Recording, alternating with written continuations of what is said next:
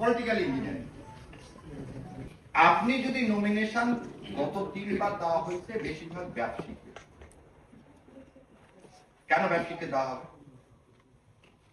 আমি বললাম যে আপনি ইলেকশন করলে আমি দুর্নীতি করতে দিব না, একদম আপনাদের সামনে বলে দিচ্ছি। আমি তো মানে আল্লাহ দিলে প্র্যাকটিস করে যাচ্ছি। আর সব বড় বড় কোম্পানিগুলো মোটামুটি মামলা করা। এই কোম্পানিগুলোর মূল কাজটা কি জানেন? Under invoicing. আন্ডার ইনভয়েসিং মানে জানেন, এদের সবারই দুবাইতে একটা করে অফিস আছে।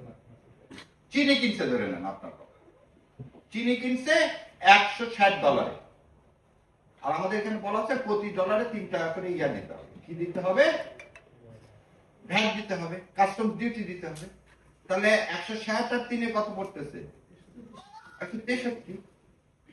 ও করতেছে কি, এই চিনিটাকে দেখাচ্ছে 120 টাকা, তাহলে ওর উপরে এসে যাচ্ছে 1.5 টাকা হচ্ছে ইয়া কি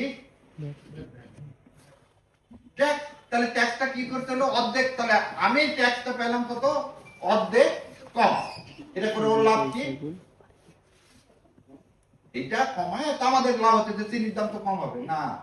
মার্কেটিং এসে কিন্তু ওই যে দামে 163 টাকা বিক্রি করার কথা ছিল সেই দামে বিক্রি করবে। এইটা আরেকটা অসুস্থ। আরেকটা অসুস্থ, 2 টাকার জিনিস সেটা 5 টাকা দেখায় নিয়ে আসে। তার একটা প্রমাণ, ইভিএম মেশিন আছে না? ইভিএম মেশিন করতে খরচ হয়েছিল 22,000 কোটি টাকা। আজ পর্যন্ত একটা কোম্পানির খুঁজে পাওয়া যায়, আর এই সমস্ত কোম্পানির টাকা জয় ভাইয়ের কাছে চলে গেছে, একদম এলসি খুলে চলে গেছে। টাইগার আইটি নামে একটা কোম্পানি, সেই কোম্পানির মাধ্যমে 22,000 কোটি টাকা চলে যাবে। এই কোম্পানির কর্ণধার হচ্ছে জয়। তাহলে এই যে ব্যবসায়িকের কথা বললাম, খুব দুঃখ নিয়ে বললাম, 71 টিভি সবচেয়ে বেশি ড্যামারেজ করছে গত 15 বছর। এবং 71 টিভির মালিককে জানেন? মেঘনার মোস্তফা। মোস্তফা সাহেব পারে না তো তারেক জিয়া সেদিন পায়ে যায়, পা ছুঁয়ে চুমু খাওয়ার মতো অবস্থা। কেন?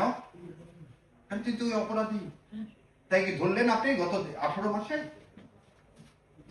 সে যখন আপনার ইলেকশনে টাকা ঢালবে, যখন আপনার সাথে দেখা করবে, তখন কি খাস নিয়তে আসবে? খাস নিয়তে আসবে না। তাহলে যে লোক টাকা ঢালবে সে টাকা তো আপনাকে বন্ধ করতে হবে, সেই টাকা বন্ধ করতে হবে। এই টাকাটা বন্ধ করা যাবে কি? এই যে আপনাদের আয়। অতএব ওই আগে একটা অ্যাডভার্টাইজমেন্ট দেখাতো, ভোটের আগে স্প্রাইট খাইছে, ভোট থেকে ফিরে এসে এমনি নর্মাল পানি খাইছে। ভোটের আগে যদি স্প্রাইট খেতে যাও তাহলে কিন্তু তোমাকে রক্ত চুষে খাবে, ওই যে টিচার হিসেবে অ্যাপয়েন্টমেন্ট দিয়ে যে ঘুষ খাবে। তুমি এইটাই তো ভোটের আগে ঘুষ খাইলে।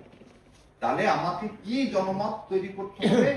যে লোক টাকা ঢালবে তাকে বর্জন করতে হবে, যে ব্যবসায়িক টাকা ঢালবে তাকে বর্জন করতে হবে, যে দেশকে অন করে না, দেশের শত্রু গণশত্রু, এটা তালিকা করে ব্যবসায়িক দেখে এবং প্রশাসনে যারা আছে সে তালিকা ঝুলাই দিতে হবে।